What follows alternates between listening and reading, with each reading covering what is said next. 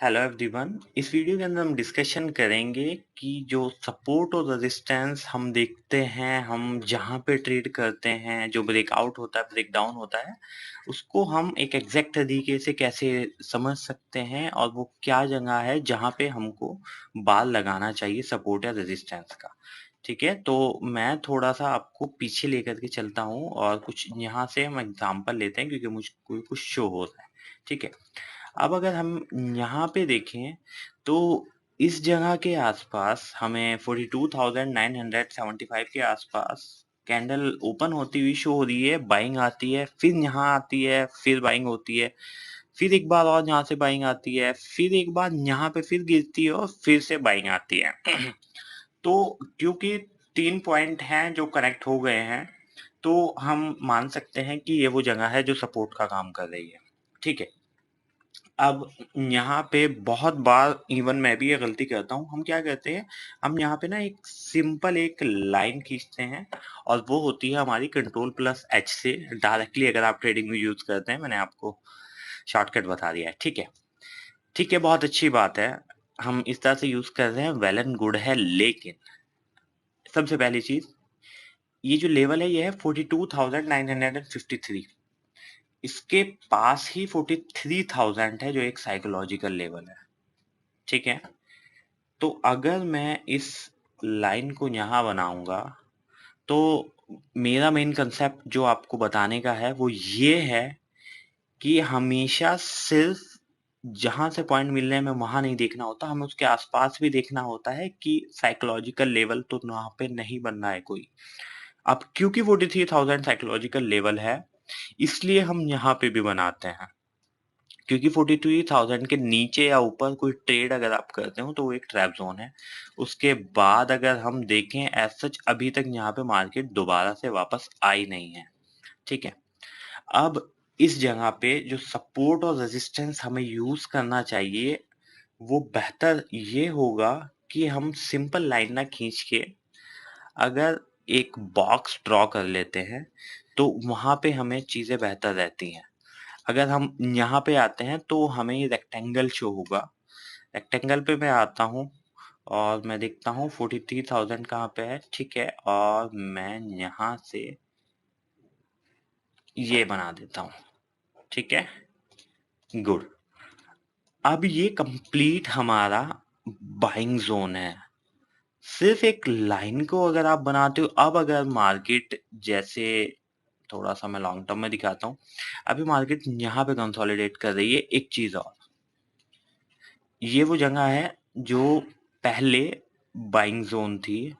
उसके बाद क्या होता है, साथ ही साथ इस जगह पे अगर हम देखते हैं, इस जगह के आसपास 3 से 4 बार जो मार्केट है, मार्केट ओपन होती है, उसी सेम टाइम डाउन हो जाती है और इस जगह से डाउन रहती है, फिर ऊपर आती है, फिर डाउन जाती है, फिर इस जगह पे एक और रिटेस्ट करती है और फिर जहाँ जाती है। तो हमें इस जगह से दिख रहा है कि ये जो जगह है ये रेजिस्टेंस है। लेकिन अब अगर मैं सिर्फ एक लाइन को ड्रॉ करता हूँ कंट्रोल प्लस एच से, तो ये लाइन जस्टिफाई नहीं करती है रेजिस्टेंस को। क्यों? क्योंकि बहुत बार ये रेजिस्टेंस हमें यहाँ पे दिख रहा है, यहाँ पे यहाँ तक पहुंचा ही नहीं है। इस जगह पे टच कर रहा है लेकिन यहाँ पे नहीं है। क्या हो कि अगर हम इस लाइन को यूज ना करके हम सेम उसी चीज पे आए और यहाँ से एक जोन बना दें और उस जोन को मैं यहाँ से रेड कर देता हूँ। ठीक है,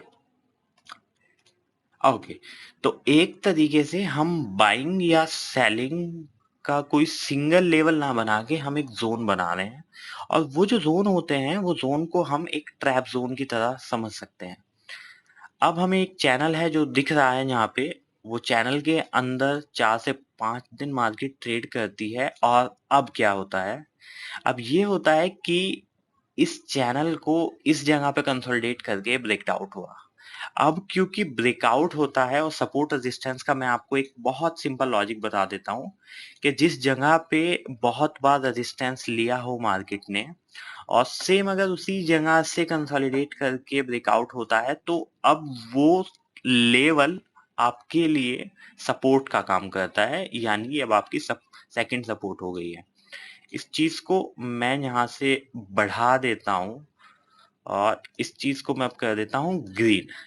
ठीक है, अब आपको क्या शो होता है कि यहाँ पे हमारा एक और बाइंग जोन है। अब जब मार्केट एक बार फॉल होगी तो फॉर श्योर 95% चांस है कि जो रेजिस्टेंस ब्रेकआउट हुआ था, एक बार अगर मार्केट आएगी तो यहाँ से बाइंग हैपनिंग होनी बनती है।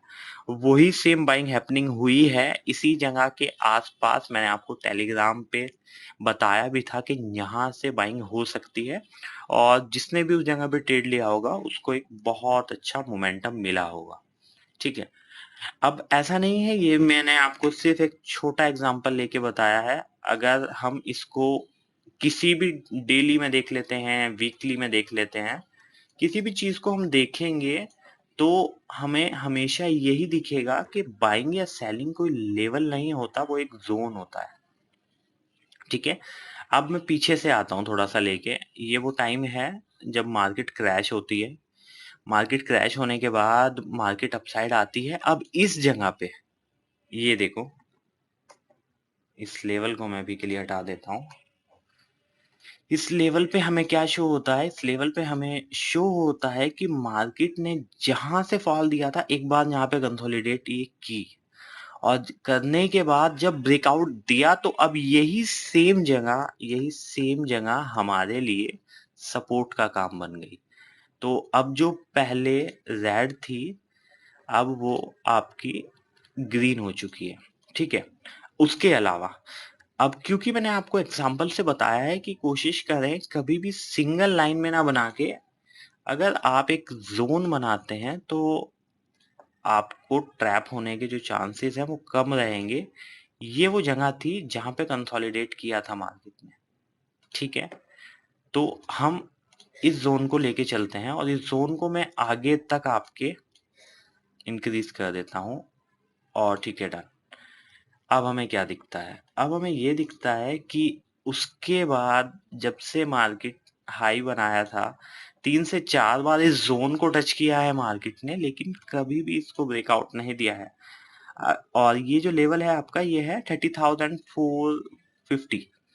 इसके नीचे जब जाएगा तो रिसेशन जिसकी हम बात करते हैं, मैं मानता नहीं है अब वो बहुत लेट हो गया है, लेकिन ये वो जगह है जहां से हमेशा से सपोर्ट मिलता है, और इसी सेम जगह से सपोर्ट लेके अभी अपसाइड हो रहा है। ये ऑल टाइम हाई था।